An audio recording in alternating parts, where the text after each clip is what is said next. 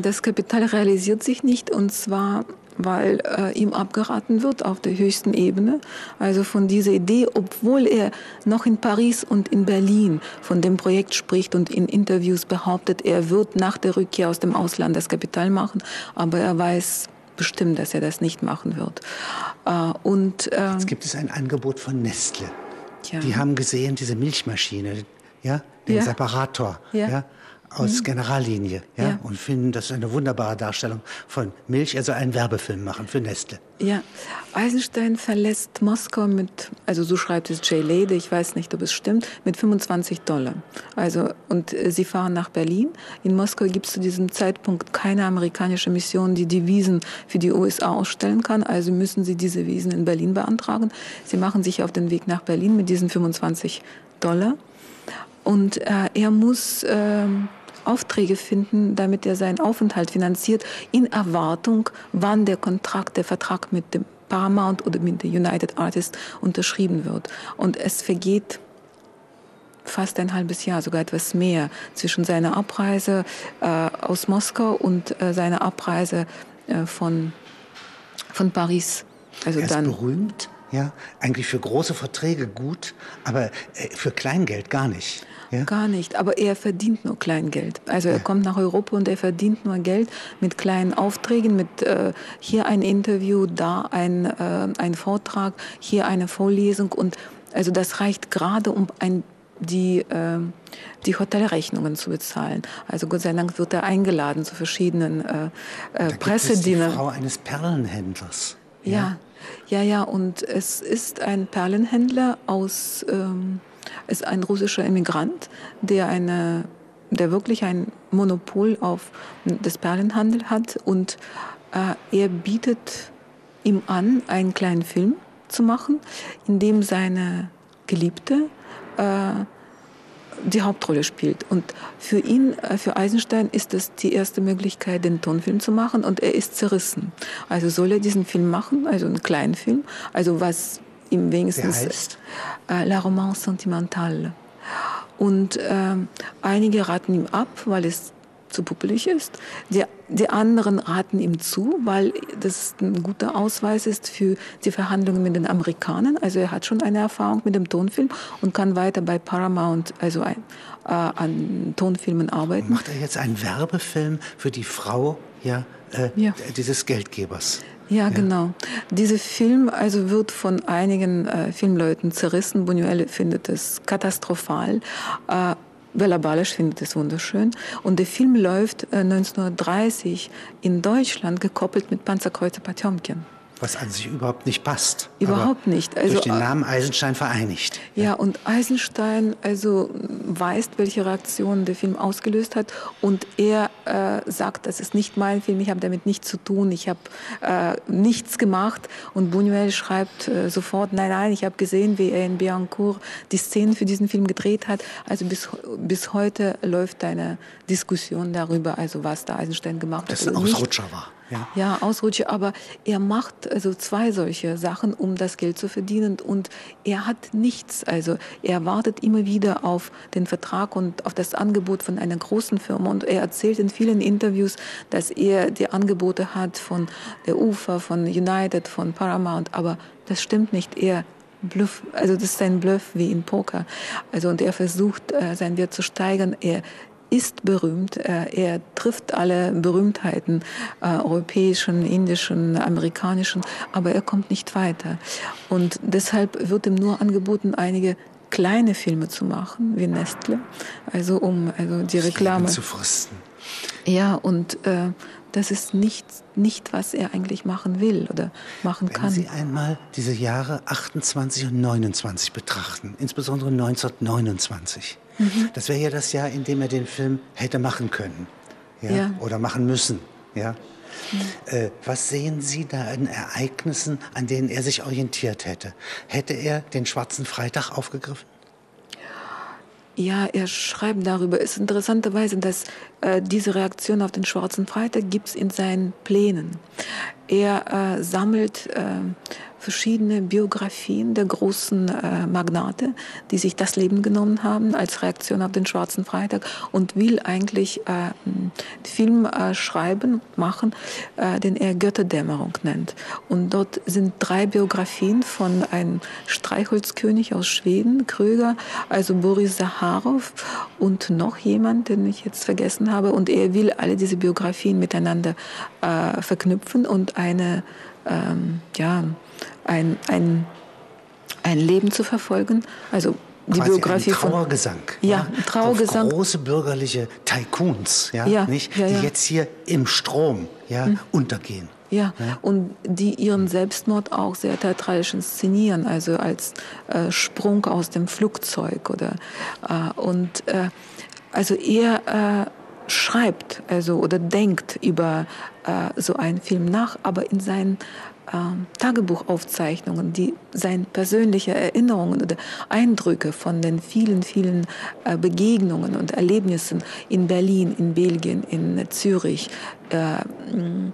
in London, in Paris, in Lourdes kommt überhaupt keine Reaktion auf den Schwarzen Freitag, als ob er das nicht wahrnimmt, als ob ihn das nicht tangiert. China ist nicht nur wegen der politischen Entwicklungen und Eisenbahnskandale da. China ist ein Land genauso wie Japan, genauso. Also all diese Kultur, die weit im fernen Osten, also so heißt es im russischen fernen Osten, also diese chinesische, japanische Kulturen, die ganz andere Logik folgen. Er liest in der Zeit die Bücher über die chinesische Art des Denkens. Und das ist eigentlich das, was ihn anzieht, weil sie eine andere Logik folgen. 1928, wenn wir über die Ereignisse denken, die ihn beeinflussen,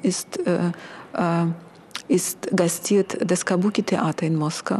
Und das ist für ihn eine Entdeckung, wo er sieht, dass das Kabuki ganz anders operiert und das frei schaltet zwischen den Assoziationen anders als das europäische Denken. Zum Beispiel können dort die visuellen Eindrücke sehr frei von akustischen Eindrücken vermittelt werden. Und zum Beispiel die Distanz wird nicht durch das Bild gegeben, sondern durch den Klang, die weiter assoziiert.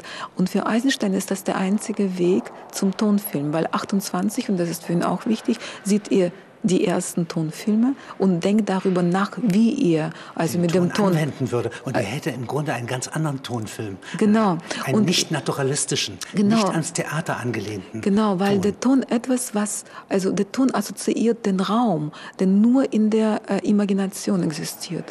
Und deshalb sind alle seine Tonfilme als eigentlich Filme des inneren Monologs geschrieben, weil dort der Mensch, also wenn man nur von Tonassoziationen ausgeht, viel frei im Raum sich bewegen kann und viel freier, also sich vom Raum lösen kann. Es gibt ja sehr viel Irritation, für einen Künstler wie Eisenstein in diesen Jahren.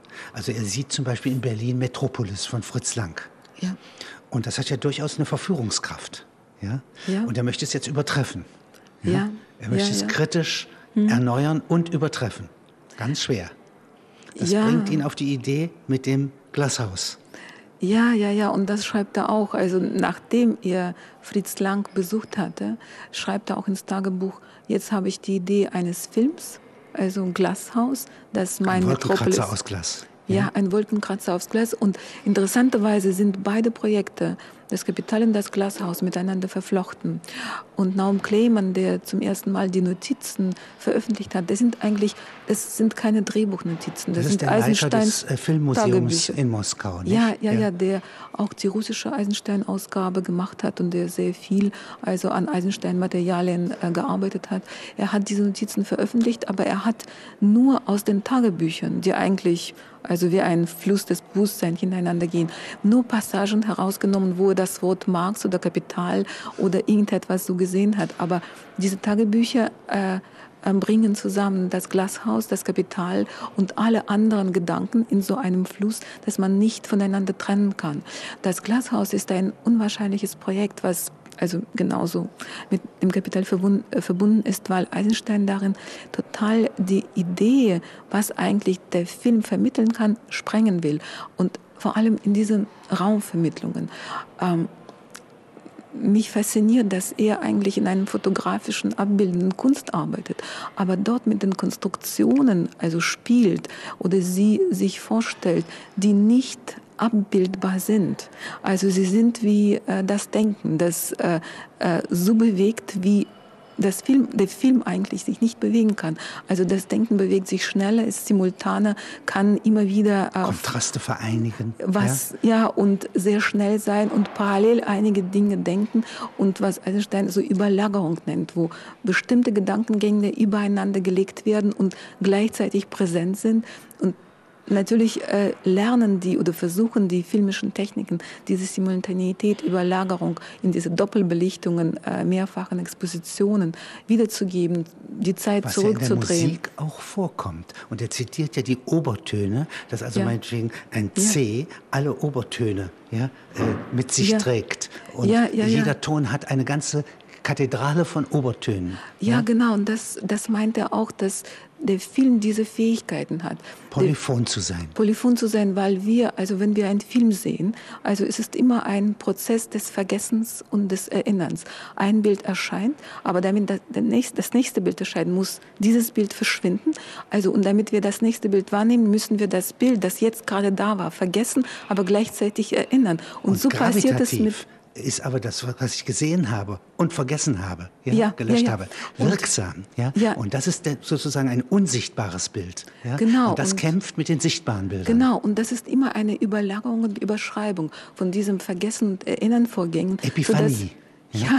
Und es entsteht sowas wie Palimpsest. Also am Ende des Films sollen Sie alle 800 Bilder oder 1600 Bilder gleichzeitig sehen oder erinnern und vergessen. Aber das ist tatsächlich das, was Joyce literarisch mit den Worten macht. Ja, genau, weil sie auf der Seite 500 an 2, 3 Buchstaben, die einen Diphthong ergeben oder einen Klang, also sich erinnern sollten, dass er dann wiederholt. Und das lernt Eisenstein bei ihm auf der Ebene von Klängen. Und er verfährt mit den Bildern wie mit den Klängen. Deshalb kommen alle diese musikalischen, obertonalen Geschichten rein. Und er musste, weil die Eltern sich geschieden haben, und die Mutter bei der Scheidung den Flügel mitgenommen hatte, also musste er den Musikunterricht aufgeben. Also mit 8 Jahren, also war er nicht mehr, also ist seine musikalische Bildung da geblieben, aber plötzlich kommt es nochmal hoch, also Ende der 20er Jahre. Die Sehnsucht hat er behalten. Ja, die Sehnsucht nach den Klängen, aber er behandelt die Bilder wie diese Klänge. Der rote Faden drängt alles als unwesentlich fort, was die lineare Erzählung nicht braucht. Und das findet er ganz ungerecht. Ja, genau. Und das meint er, dass er, also dank diesen Experimenten mit dem Glasraum und der Auflösung der Grenzen und der Begrenzungen des Bildes, also zu dieser Lösung von der Linearität kommt, in einem Medium, das an diese Linearität mehr oder weniger gebunden ist durch die Montage. Also er begreift die Montage neu als diese Überlagerung, also simultane Präsenz aller Bilder in einem. Was aber Menschen ihrer Sinnlichkeit nach können. Ja. Wenn die Augen korrigieren dauernd das, was das Ohr erfährt. Die Haut ist noch einmal bewegt, wenn ich Bilder sehe. Das heißt also, es ist schon so, dass er eigentlich recht hat. Reichtum der menschlichen Wesenskräfte und ein Mensch ist des anderen Spiegel.